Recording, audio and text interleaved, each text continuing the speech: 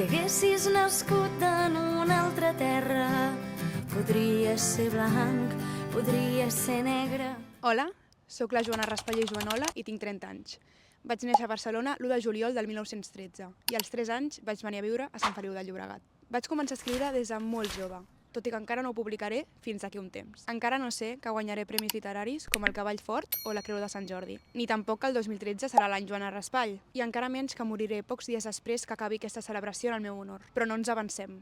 Comencem pel principi. Sant Feliu de Llobregat és la capital del Baix Llobregat i és una ciutat plena de història, vida i cultura. I també és la ciutat que va veure créixer una de les grans figures de la literatura catalana, Joana Raspall. Des de ben petita, Joana Raspall va mostrar interès per les paraules i va estudiar a l'escola municipal, o com va dir ella, la pública, cosa que estava mal vista perquè no feia ric, però el meu pare va voler que tingués una educació lliure. Just aquí darrere d'on som ara hi havia l'Escuela Nacional Graduada de Niños, però també un petit espai per les nenes, l'Escuela Unitària de Niñas, però l'edifici va ser enderrocat i ja no en queda res. La seva mare, d'origen francès, la va enviar quan tenia 11 anys a estudiar a Perpinyà, per rebre una bona educació i aprendre francès. Només s'hi va estar un any.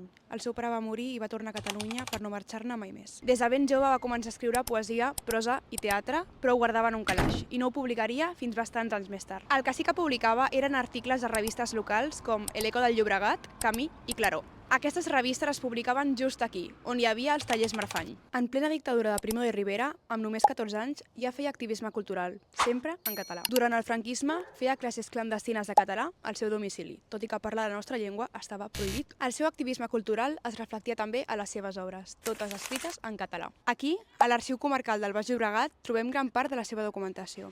Sabem, per exemple, que als 30 anys va encapçalar una campanya per demanar una biblioteca infantil a Sant Feliu. Parlant de biblioteques, va estudiar a l'Escola de Bibliotecàries de Barcelona i va exercir a Vilafranca del Penedès. Va ajudar a salvar molts llibres catalans de la destrucció. Una feina discreta, però decisiva per la cultura del nostre país. El seu amor per la lectura i la seva gran tasca literària va inspirar l'Escola Pau Vila a posar el seu nom a la biblioteca inaugurada l'any 2013, la Biblioteca Escolar Joana Raspall. Aquí va viure Joana Raspall amb el seu marit, Antoni Cauer, metge de Sant Feliu, i amb els 4 fills que van tenir junts. A banda de ser bibliotecària i escriptora, també va ser lexicògrafa.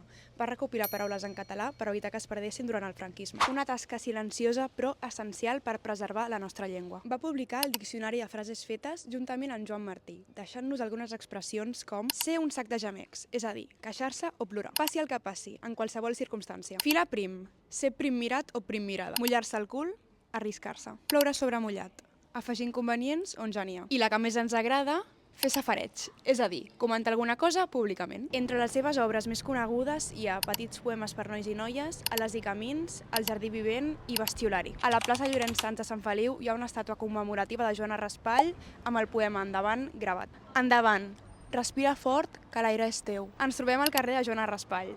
El 29 de gener de 2008, el ple de l'Ajuntament va assignar aquest nom a aquest carrer i va des del carrer Anselm Clavé fins al terme municipal de Sant Joan d'Espí. En una entrevista publicada a Quadern de les Idees, les Arts i les Lletres de Cèlia Nolla, Joana Raspall explicava que va començar a escriure poesia per infants quan va veure que els seus propis fills no coneixien poesia catalana. Va dedicar 9 anys exclusivament als infants, amb l'objectiu de despertar en ells l'amor per la llengua i la poesia, i ho va aconseguir amb obres com Bestiolari. Va ser reconeguda amb grans premis com la Creu de Sant Jordi l'any 2006, un dels màxims reconeixements que atorga la Generalitat de Catalunya a persones que han contribuït de manera destacada a la cultura catalana. El Premi Crítica Serrador de Literatura Infantil i Juvenil l'any 2013 pel llibre Batec de Paraules, reconeixent la seva obra poètica pels infants. La Medalla d'Honor de Barcelona l'any 2007 per la seva tasca cívica i cultural, especialment en el foment de la lectura i la llengua catalana. La Medalla al Treball President Macià l'any 2010 per la seva trajectòria laboral, especialment en l'àmbit bibliotecari i cultural. La Medalla d'Or de la ciutat de Sant Feliu de Llobregat l'any 1993, ja que, tot i que va néixer a Barcelona, se li reconeix el seu vincle i aportació a la ciutat de Sant Feliu de Llobregat. I l'any 2013 es va celebrar el centenari de Joana Raspall. En commemoració dels 100 anys de l'autora, nascuda el 1913, es van dur a terme molts homenatges i actes culturals arreu del país, també a la seva ciutat. 5 dies després de l'acte de cloenda, el 3 de desembre, Joana Raspall ens va deixar. Joana Raspall sempre va fer activisme en contra dels conflictes bèl·lics, les guerres i les crisis humanitàries, i a favor d'ajudar sempre els altres.